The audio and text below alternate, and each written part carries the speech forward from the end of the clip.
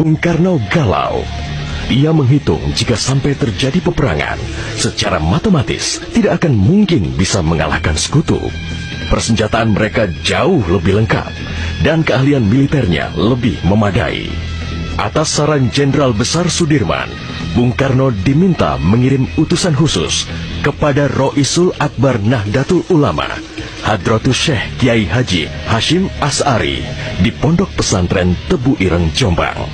Tujuannya meminta fatwa Kiai Hashim tentang hukumnya berjihad membela negara yang notabene bukan negara Islam seperti Indonesia. Kiai Hashim lantas memanggil Kiai Haji Wahab Hasbuloh dari Tambak Beras, Jombang. Kiai Wahab diminta mengumpulkan ketua-ketua NU se-Jawa dan Madura untuk membahas persoalan ini. Bukan hanya itu, Kiai Hashim juga meminta kiai-kiai utama NU melakukan sholat istikharah, salah satunya Kiai Abbas dari Buntet, Cirebon, Jawa Barat. 21 Oktober 1945, seluruh delegasi NU se-Jawa dan Madura telah berkumpul di kantor pusat Ansor di Jalan Bubutan, Surabaya. Kiai Hashim memimpin langsung pertemuan tersebut dan kemudian dilanjutkan oleh Kiai Wahab.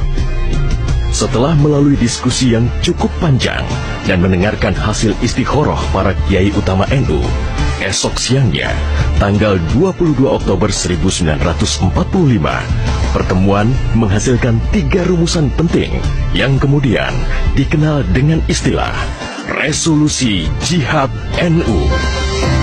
Pertama, setiap muslim, tua, muda, dan miskin sekalipun, wajib memerangi orang kafir yang merintangi kemerdekaan Indonesia. Kedua, pejuang yang mati dalam membela kemerdekaan Indonesia layak dianggap syuhada. Ketiga, warga yang memihak kepada Belanda dianggap memecah belah persatuan dan oleh karena itu harus dihukum mati. Dokumen resolusi jihad ditulis dalam huruf Arab Jawa atau pegon, ditandatangani Kiai Haji Hashim Asy'ari, disebarluaskan ke jaringan pesantren, tak terkecuali kepada komandan-komandan Laskar Hizbullah dan Sabilillah di seluruh penjuru Jawa dan Madura. Dokumen resolusi jihad juga dimuat di sejumlah media massa pergerakan masa itu.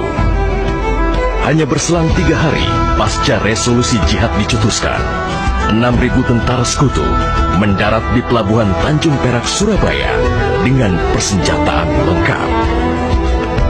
Mendengar kedatangan pasukan penjajah, ribuan santri dan kiai dari penjuru Jawa Timur bergerak menuju Surabaya. Situasi pun terus memanas dan cenderung tak terkendali.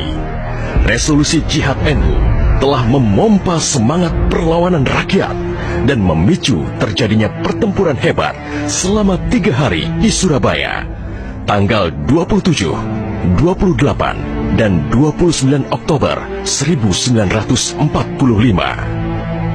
Tentara Inggris kewalahan menghadapi perlawanan rakyat Jawa Timur. Mereka lantas mendatangkan Bung Karno ke Surabaya untuk diajak berunding melakukan gencatan senjata. Pagi hari tanggal 30 Oktober, gencatan senjata ditandatangani pemerintah Indonesia dan Inggris. Namun, sore harinya terjadi insiden di Jembatan Merah yang menewaskan orang nomor 1 tentara Inggris di Surabaya, Jenderal Malabi. Gencatan senjata pun langsung berakhir. Pengganti Malabi, Jenderal Robert Munser, mengultimatum Laskar Pejuang dan tentara Indonesia agar menyerahkan senjata kepada Inggris paling lambat 10 November 1945. Jika tidak, Inggris mengancam akan membumi hanguskan Surabaya. Mendengar ancaman itu, para komandan Laskar Hizbullah, Sabilillah, Mujahidin, TKR, dan para santri marah besar. Seorang pemuda bernama Sutomo atau yang dikenal dengan Bung Tomo sowan kepada Kiai Hashim. Ia meminta izin kepada Kiai Hashim untuk menyiarkan dan menyebarluaskan resolusi jihad melalui radio. Bismillahirrahmanirrahim. Merdeka! Saudara-saudara penduduk kota Surabaya, kita semuanya telah mengetahui bahwa hari ini tentara Inggris telah menyebarkan pamflet-pamflet yang memberikan suatu ancaman kepada kita semua.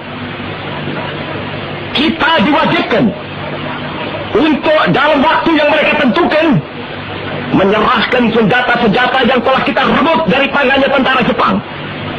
Tetapi inilah jawaban kita.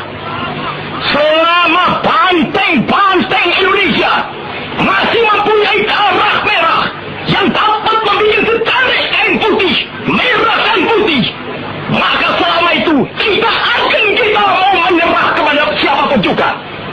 Allahu Akbar, Allahu Akbar, Allahu Akbar.